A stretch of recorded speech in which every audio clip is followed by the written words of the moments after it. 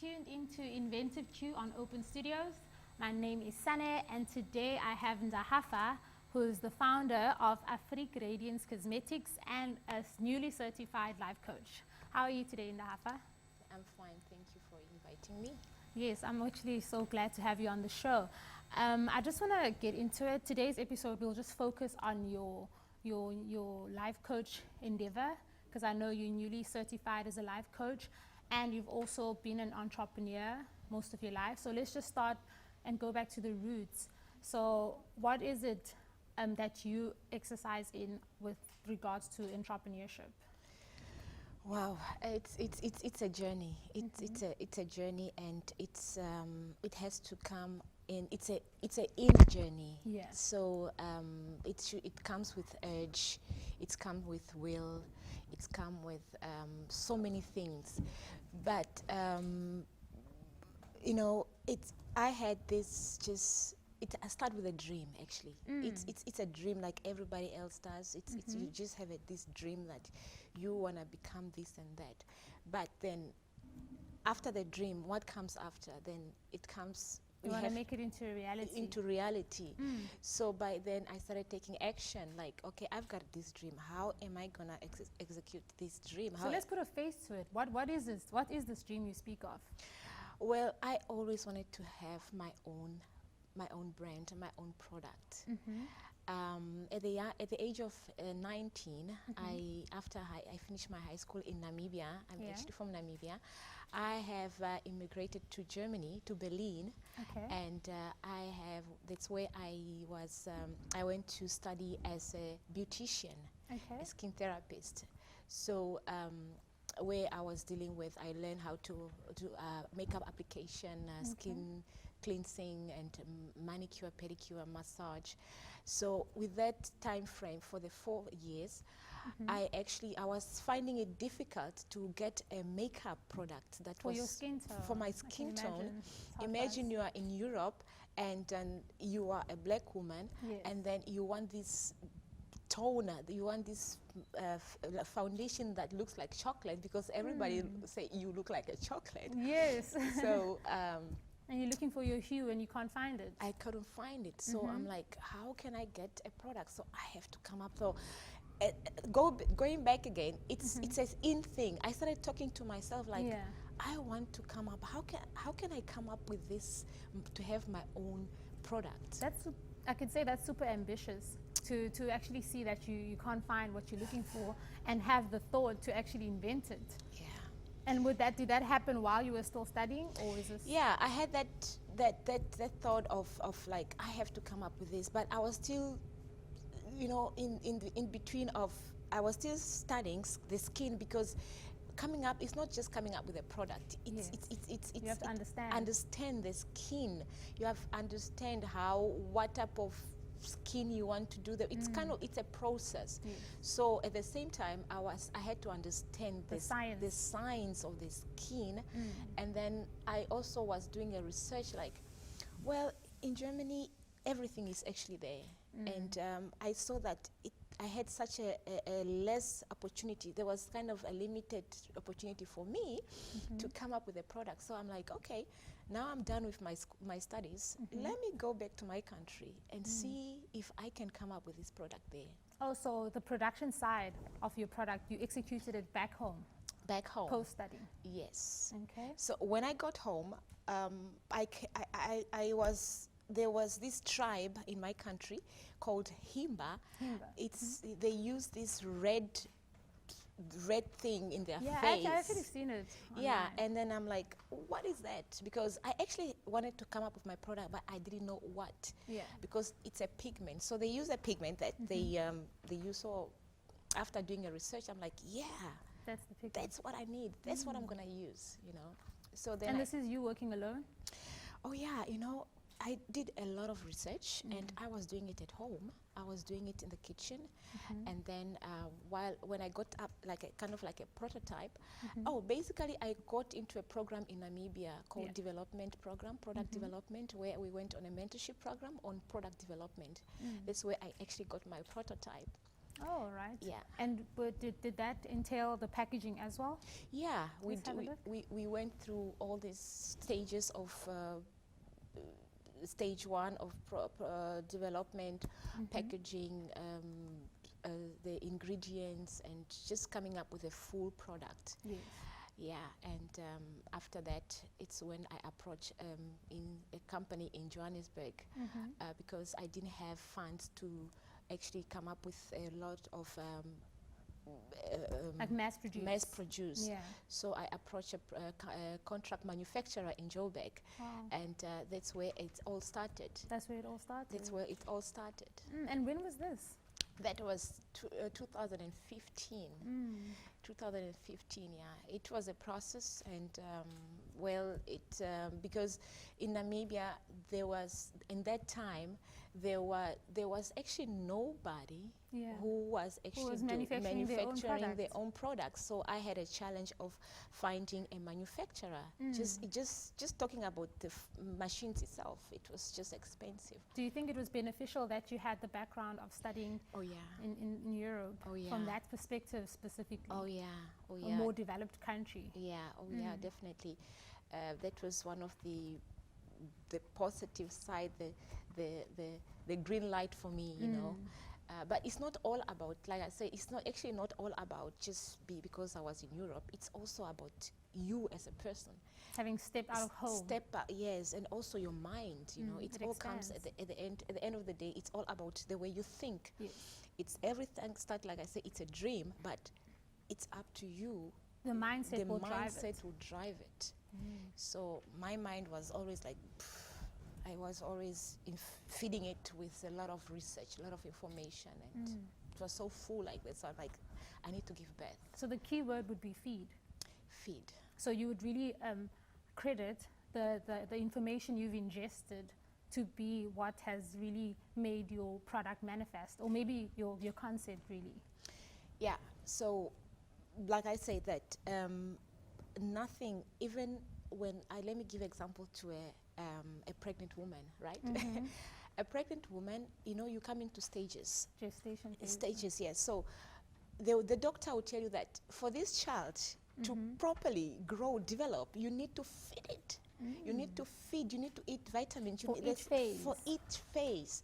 And that is actually the stage of life. And this is also the same stage of entrepreneurship. The more you feed, the more you grow. And let me just stop you right there, because I think you're getting into the mindset now of an entrepreneur, which is what we're going to cover right after the break. Stay tuned.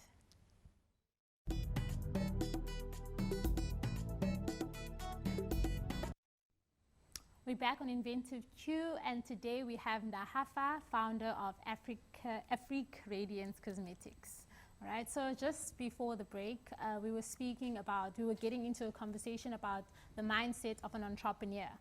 And as I've mentioned in the beginning, that Ndahafa is a newly certified life coach, so she will give us a bit of insight on just the mindset of an entrepreneur.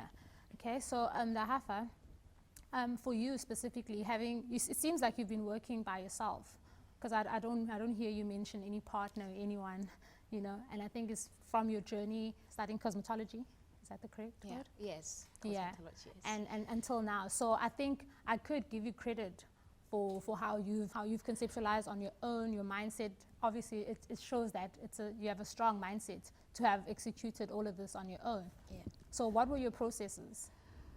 Wow. Well, the mindset, basically, it's all about the thought, the way you think, your beliefs, what you believe, and also your behavior. And how does that influence when someone wants to be an entrepreneur, the mindset? How much of it plays? Well, it plays a very big role because it's all connected to who you are, you know. So this will determine it's actually a determination of your success. So the mindset is actually attached to your future. So because and before we go to your mindset, we're talking about the personality. Yes. Because the personality is the way you think, the way you act, and the way you feel. And then that personality, your personality actually creates your personal reality. So, and the personal reality also, it's determined by the way you think. So, as an entrepreneur, you need the first thing, they say that entrepreneurship is a lonely journey. It is. It's a lonely journey. I can really tell you that.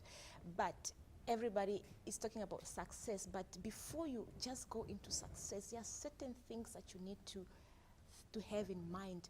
An entrepreneurship mind is basically solving a problem. So now you saying that implies that an entrepreneur will inevitably encounter problems. Is that what you mean? Yes. Okay. So when an entrepreneurship mind is when you want to create, for example, those that are creating a product, Yes. you are creating a product because you have identified a problem. So to identify a problem, it's basically, it's a mind thing. So you need to think, you need to research. It's work. You have to do something that it's your mind is the one that actually tunnels you to this process. So when you have identified a problem, then you have to come up with a solution. Yeah. So basically a problem being also a need. It's a need. Basically, it's a need. So how do you do that? So you need to start, I'm going back again to what we spoke about. It's all about information. Yeah. You know, it's all about feeding your mind with vital information. Okay, so that's the key trait, the first key trait that I can pick up for an entrepreneur. You advise that research is really what will be the driving force. Research, number one. Number two is mentorship. You know, like I say, it's a journey. So to avoid, because I would really advise entrepreneurs to avoid such a long journey, to cut it a bit down. You don't take a shortcut, but get mentored. It makes your life easier. It makes people around your lives easier. So it will actually tunnel you in the right position. And has that helped you in any way, mentorship or coaching? That has helped me so much. Is this before you became a coach? Before I became a coach. That's why I'm a coach, because I want to give it back. I'm like, I saw the journey. I saw that, wow, it's really a need. It's actually, I've identified a problem that there is a need for coaching, because I went through a coaching because my entrepreneurship journey was quite long. It was quite long because I did everything on my own. On your own. And you couldn't bounce ideas on people who could identify loopholes. Yeah. So I discovered that no, and I've reached out actually to these mentors. I've looked for them myself. Oh, so you looked online. I've looked online. It's all about action. And it's helped you. It helped me. It depends on what you want. It depends on who you are. Yeah. But before you actually going into success, you need to first also deal with your characters, your personality. So introspection. Yeah. It's all about, entrepreneurship is not just about making money. It's all about first identifying who you really are and being yourself, being you, being authentic, you know, because the people, they don't invest in products, they invest in you. So that's branding. That's branding.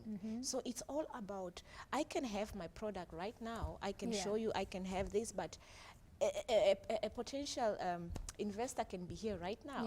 But if my character, my personality, it doesn't buy in, he will not invest in my product. But the investor look at you, how you behave, how you act, the ambition, your passion. Are you passionate about this? You know, so it's all. So one really needs to be an ambassador for the product that they represent. Yes. Yeah. So would you say, like from your life coaching now that you're doing, have you actively been, because you mean that you've told me now that you've recently been certified. So have you actively been giving life coach? Yeah. So you know. Right now, I'm actually volunteering at the Guguletu Community Library every Thursday from 10 to 2. I have a group session. I have a group that I coach on personal development, on relationships, and also on how to build your business. So and this is what I'm actually kind of practicing Yeah. on these people. At the same time, not only practicing, at the same And time, molding them. I'm molding them. And it's really working because I've put up a plan that I went, a program that helped me to overcome my struggles, my challenges, and this is what I'm using to share with these people. And like I say, at the end of the day, what I'm seeing, the same thing. It's all about these people.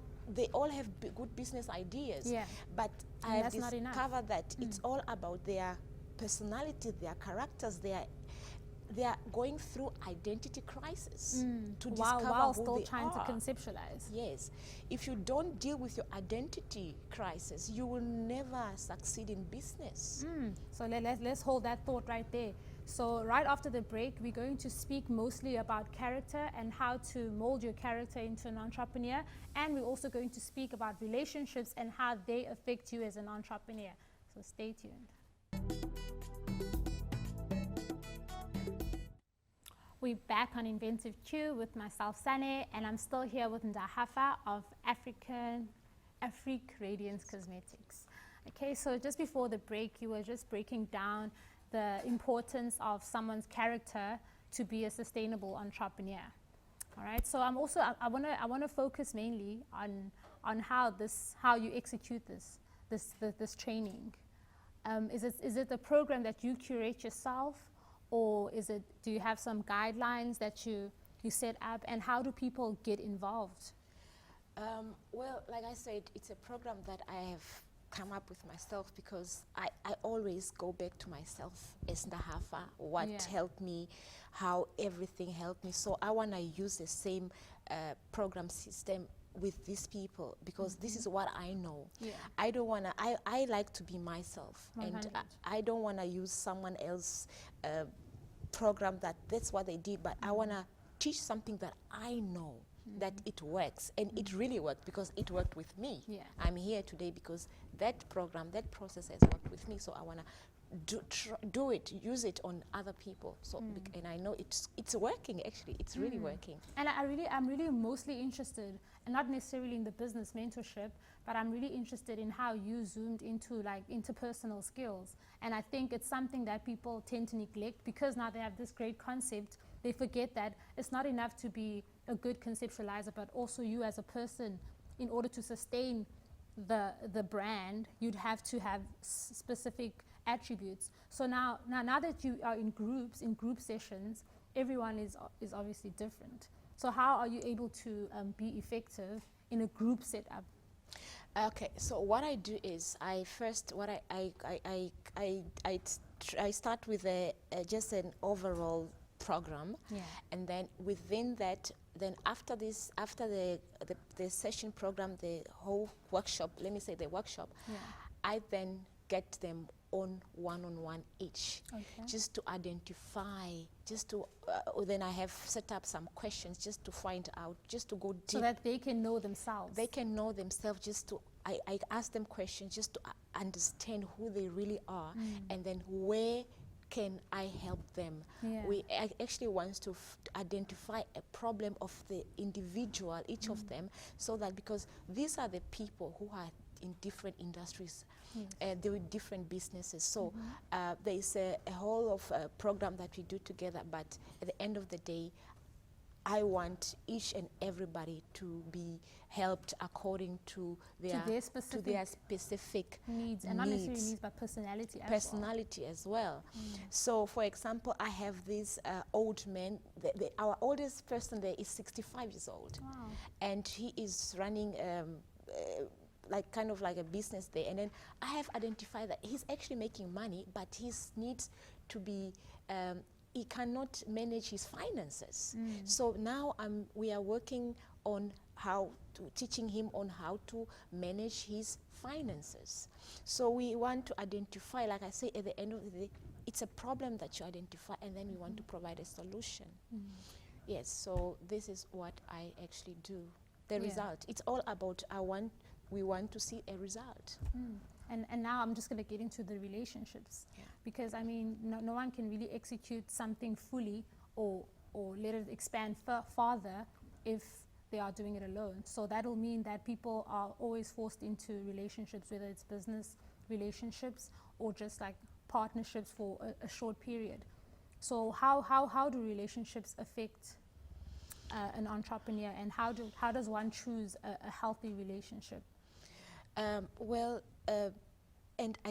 Before I answer your question, I'm really happy that I've never got into partnership, because you know, I have learned that two people, whether it's in relationship, in intimacy relationship or business, these are two people coming together from different backgrounds, different minds, different environment. And if you are not careful, if two people come together and they are in sync, it's gonna come up, it's a crisis. It's already a conflict. Because inevitably you'd have to compromise when you're with someone else, Yes. because you have to accommodate. Yes. And so what I saw that is, and with my group, let me just talk about my group. My group is most of them, they're actually going through relationship crisis, not the relationship, it's about marriage and boyfriends and girlfriends. This is actually what I've discovered, that this has actually been one of the destructive in their lives. And one of the things that is what really break down the relationship is a lack of communication. You know, a lot of people, they come together as in partnership, especially in business, but they don't communicate well. They don't put things on the table. They are so excited of how business can succeed, but they don't put certain things in place, like writing a memorandum of understanding, understanding what's the meaning of what it take to have a partner on board. So just to stop you there, you're suggesting that there are unnecessary memorandum of understandings, but do you mean that there should be, before entering into relationships with anyone, especially in the business context, do you suggest that there's always contractual agreements prior? Do you suggest that is always mandatory? Yeah, but in all of this that we are talking about, you know, I always encourage people that knowledge is power. In anything, in whatever you do, always make sure that you are supported. You are supported. You understand what you are getting yourself into. You study the subject matter. When you want to get into partnership, understand what's the meaning of partnership.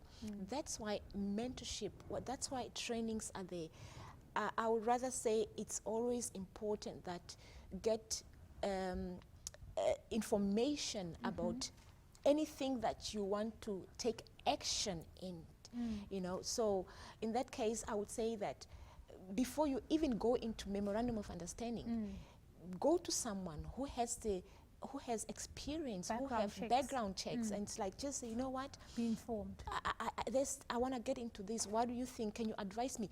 Don't make decisions or don't take actions without even thinking, without even knowing what you are getting yourself into. So now, like, I really think it was very informative what you said, and I think it's a great perspective to speak on personal, because sometimes business people forget that they're also human, and there's a lot of human error, just human fault that could hinder a person's concept. So now, can you just give us, just before we wrap up, just give us information of how we can get in touch and people getting involved in your Gugulethu initiative at the Gugulethu Library, you said? Yeah. Where can we find you? Yes. Also, with you can contact me at Ndahafa Mutongolume at gmail.com. That's my email address. Okay. Or on my Facebook profile. Or you can also get in touch with the Gugulethu Community Library and contact Tando at the Gugulethu. She is actually the community. She's the one who's dealing with this project on community development for Gugulethu. All right. Yes, and also you can also get me on info@africaradiance.com. All right, for the products? For the products. All right. Yeah, basically on Ndahafa Mutongolume at gmail.com. All right, perfect. Get in touch with her. The information was on the screen. Thank you so much. Tune in next time on Inventive Q.